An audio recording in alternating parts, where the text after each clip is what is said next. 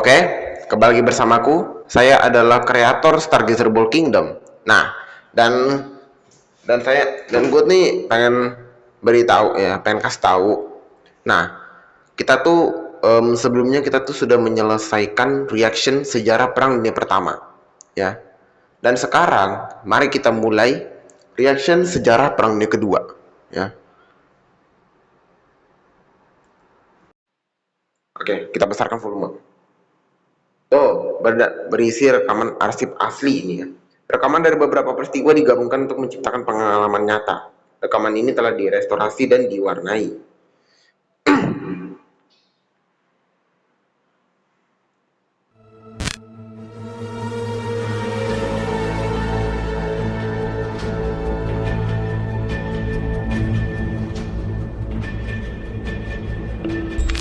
Perang Dunia Kedua adalah pertempuran terbesar dan paling mematikan dalam sejarah umat manusia.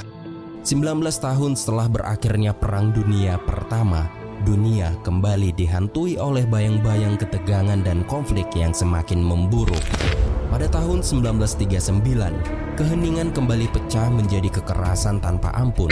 Seperti kilat di malam gelap, perang kembali melanda dunia, mengguncangkan hati dan merobek kedamaian yang rapuh. Pada tanggal 1 September 1939, ketika matahari terbit di pagi yang tenang, dunia tak menyangka bahwa saat itu akan menjadi permulaan dari kehancuran yang belum pernah terbayangkan sebelumnya. Pasukan Jerman melintasi perbatasan Polandia dengan kekuatan penuh. Serangan itu terjadi secara brutal dan tanpa ampun, menghujani langit dengan ledakan dan mengepung kota-kota Polandia. Dalam hitungan hari, negara kecil yang damai ini jatuh ke dalam kehancuran. Serbuan pasukan Jerman yang tak terkendali memporak-porandakan pertahanan Polandia yang lemah. Kota-kota menjadi puing-puing dan rakyat Polandia berlarian dalam ketakutan.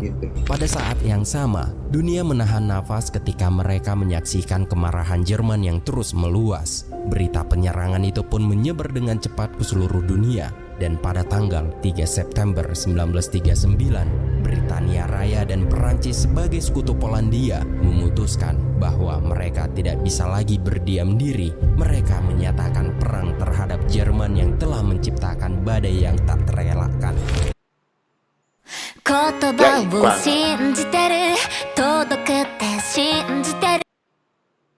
Ciptakan badai yang tak terelakkan. Namun yang tidak mereka ketahui adalah serangan ke Polandia hanya permulaan dari gelombang kehancuran yang akan menyapu seluruh dunia. Dan inilah kisah kelam sejarah Perang Dunia Kedua. Nah, ini nih Perang Dunia Kedua dimulai.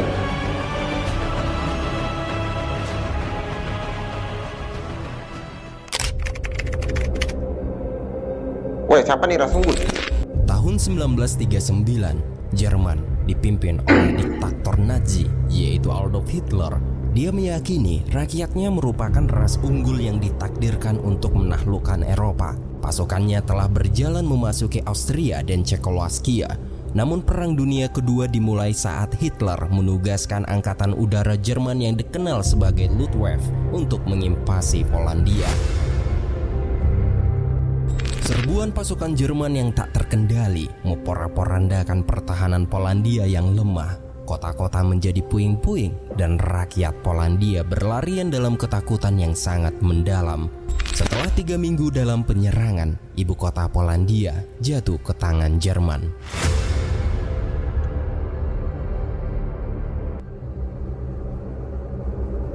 Apa?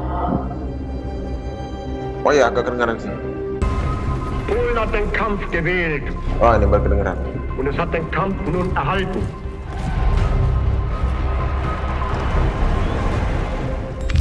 Setelah Jerman berhasil menduduki Polandia, teror pun dimulai. Pasukan Jerman menangkap rabi ortodoks, kemudian mengikatnya di atap sinagoge kayu dan membakarnya hidup-hidup. Dan pasukan Jerman hanya menentukan kapan mereka akan membunuh semua warga Polandia. Sehingga satu-satunya pilihan yang tersisa bagi para penduduk adalah membela diri dan melindungi ini penyebab mereka kenapa gue sebisa tuh benci mungkin. Jerman. Walaupun secara perlahan-lahan semua pembantaian itu terjadi. I remember seeing the dead horses and the ruined buildings. My mother burst crying, and she threw up when she saw everything that was happening. It was just such a shock. We were simply overwhelmed by the German military might. It was a feeling of being in a trap. There was no way out. The Germans started the terror immediately. They brought in the Orthodox rabbi and tied him up to the roof of the wooden synagogue and started a fire, and they all died right in front of my eyes. Setelah menduduki Polandia, Hitler hendak membentuk kekaisaran Jerman dengan menginvasi negara-negara timur. Namun Inggris Raya dan Perancis memiliki pakta dengan Polandia, sehingga Inggris Raya dan Perancis menyatakan perang dengan Jerman. Just to bring you up to date on the news of Europe, if you are just turning on your radios, Great Britain is now at war with Germany. Setelah menyatakan perang dengan Jerman, anak-anak di Paris dan London diamankan ke perdesaan. Lalu Perancis dan Inggris meminta bantuan pasukan kolonial mereka dari Asia dan Afrika. En monde de maîtres et d'esclaves, nous avons à sauver la liberté et la dignité humaine. Pasukan sekutu menyebar di sepanjang garis Maginot, sebuah rangkaian bunker dengan benteng di sepanjang perbatasan Jerman. Selama 8 bulan, kedua kubu saling Kalau Jerman mah mengawasi dari sisi udah gak punya koloni berseberangan. lagi dia, cok. Sumpah. Jadi dia udah bisa minta karena koloninya tuh udah jadi punya Inggris sama Prancis. Musim Di semi Jerman. 1940, Nih ya, gue pengen kasih tahu dulu nih ya. Nih ya, Jerman itu, nih ya, setelah perang dunia pertama, tahu nggak kenapa dia tuh udah gak punya koloni lagi? Karena koloninya disita, ya. Kan di yang part 17 tuh kan, yang part 17 yang perang dunia pertama, itu kan itu kan gue kan juga ngomong tuh. Nah, kolonianya Jerman itu jadi punyanya Inggris sama Prancis, gitu. Kalau Prancis tuh kalau nggak salah dia ngambil Togo sama Kamerun ya. Kalau sisanya jadi punya Inggris gitu. pasukan Jerman melancarkan serangan dadakan. Mereka mengintari garis Maginot dan melewati hutan Ardennes. Und was die in Polen versprochen hat, wird sie in England und Frankreich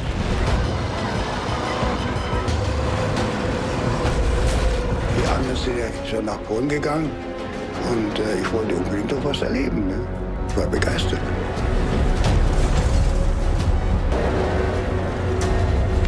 Setelah menaklukkan Maginot dan Netherlands, kemudian pasukan tank lapis baja dengan roda ban karet atau disebut dengan Panzer menyerbu Belgia, Belanda, dan Perancis. Padahal Belgia sama Belanda tuh netral loh. Und wir haben uns schon gewundert, dass also da kaum Gegenwehr ist. Mengetahui penyerbuan itu, pasukan Inggris mengerahkan beberapa kendaraan lapis baja yang sangat usang. Namun kendaraan itu tak kuat untuk berhadapan dengan serangan tank lapis baja milik pasukan Jerman. Hanya sekali tembakan, tank lapis baja pasukan Inggris langsung hancur.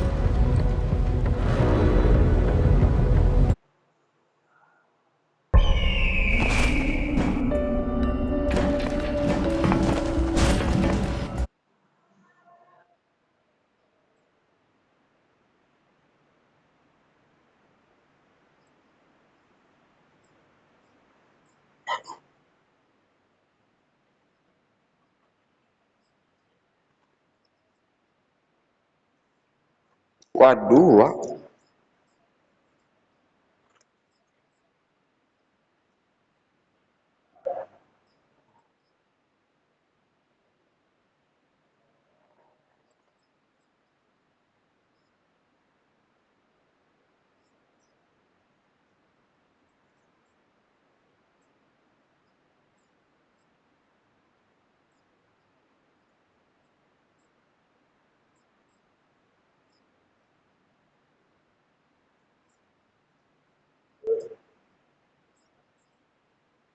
Waduh,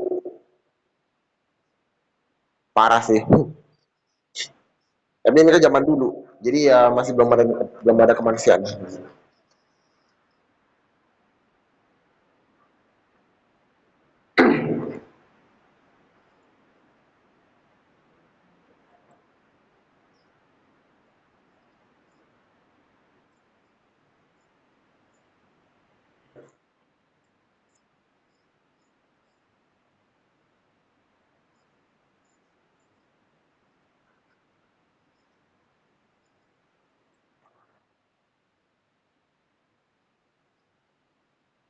Kan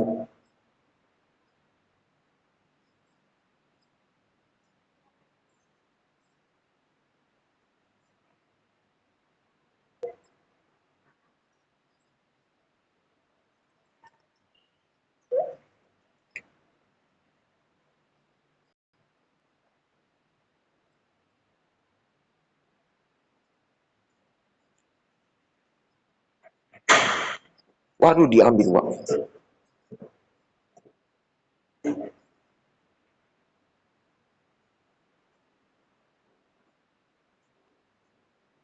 Oh no.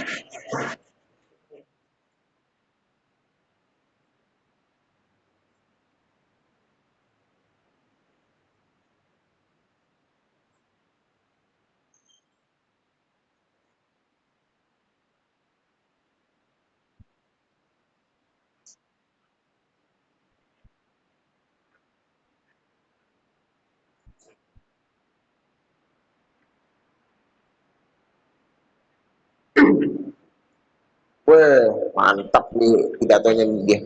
Mantap nih. Si Winston Churchill.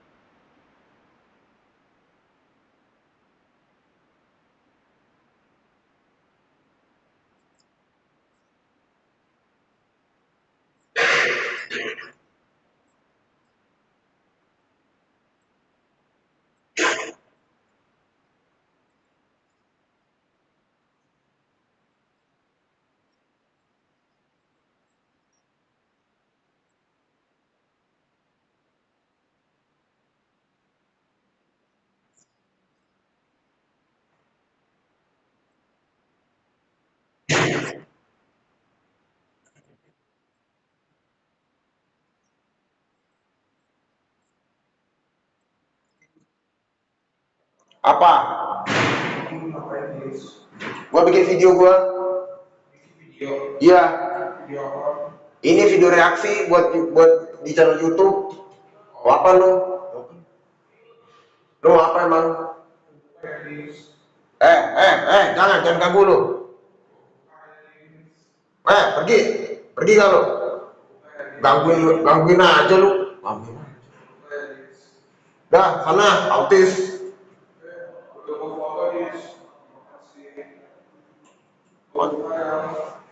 Kocak lu.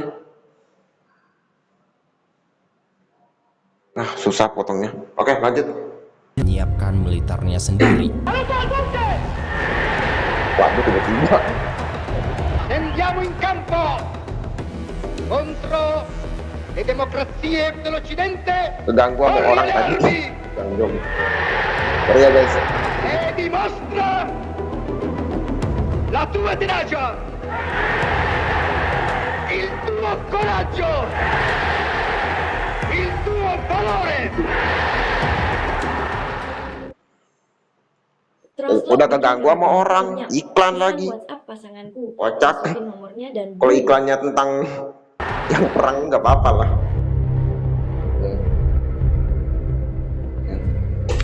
Inggris yang masih disibukkan melawan Jerman, Benito memanfaatkan untuk menginvasi Mesir, jajahan Inggris. Sementara itu di Eropa, ribuan tentara sekutu kini menjadi tawanan perang. Salah satunya adalah Pham Pham Kiem, tentara Vietnam yang bertugas di Angkatan Darat Inggris.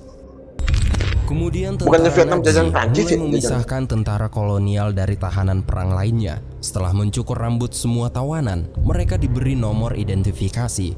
Namun alasan dibalik pemberian nomor tersebut tidak dipahami oleh para tahanan. Ternyata Nazi melakukan sesuatu yang mereka sebut riset medis untuk memajukan keyakinan rasis mereka, dan ini baru permulaan.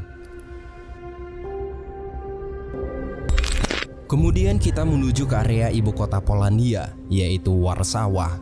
Di Polandia yang dijajah, mereka mengasingkan populasi Yahudi ke wilayah perkotaan yang dikenal sebagai Kampung Yahudi. Seorang pemuda bernama Julian Kulski yang masih berumur 13 tahun. Dari pengakuannya, ia sangat bertekad untuk melawan pasukan Jerman sehingga ia memutuskan ikut masuk ke pasukan perlawanan Polandia. Awalnya ia hanya menjadi seorang budak yang membawa pesan melalui jalur bawah tanah rahasia. Kemudian komandannya mengajarinya menggunakan senjata dan cara membunuh orang dengan pisau atau tangan kosong. Setelah mendapat ilmu dalam melakukan serangan, unit Julian mempersiapkan perlawanan terhadap penjajah. Namun operasi mereka ini diketahui oleh Nazi dan komandan mereka dari pasukan perlawanan Polandia tertangkap dan langsung dibunuh. Melihat komandan mereka dibunuh, Julian dan beberapa anak lainnya semakin marah dan mulai mencari pasukan Jerman. Di pusat kota mereka bertemu salah satu tentara Jerman dan langsung menghabisinya. Dan hal ini merupakan pertama kalinya Julian Kulski membunuh manusia. Keesokan harinya, atas kematian pasukan Jerman itu diketahui. Hal ini pun membuat para prajurit Nazi mulai melakukan pembantaian. Tahap awal, mereka membunuh 20 wanita dan anak-anak sebagai ganti atas kematian satu pasukannya. I feel responsible for the death of these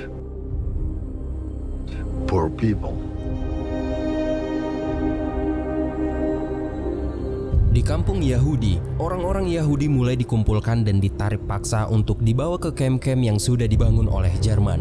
Dan Nazi juga punya rencana terhadap orang-orang Polandia yang tersisa. Setelah beberapa hari kemudian, pasukan tentara SS datang. Pasukan SS merupakan pasukan elit Nazi yang anggotanya diambil dari barisan pengawal Hitler yang paling ditakuti di seluruh Eropa. Woi, apaan sih lu? Tiba-tiba banget. Gedor-gedor tiba-tiba, kocak. Sorry ya guys. Schutzstaffel atau biasanya disingkat dengan sebutan pasukan SS.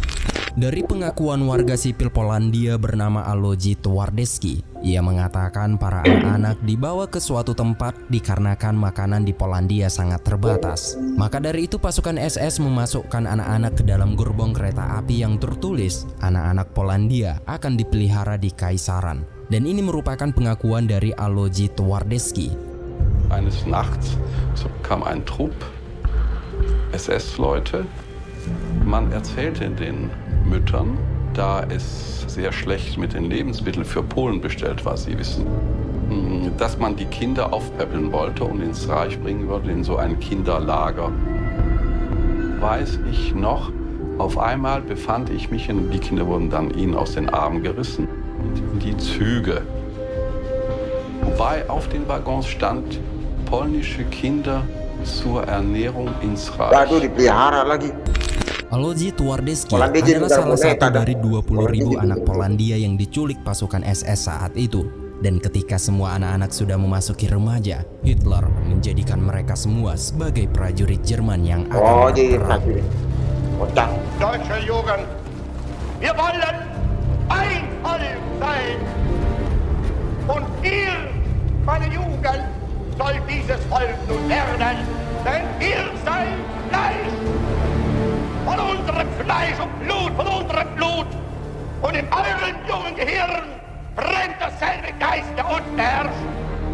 Vor uns liegt Deutschland, in uns marschiert Deutschland und hinter uns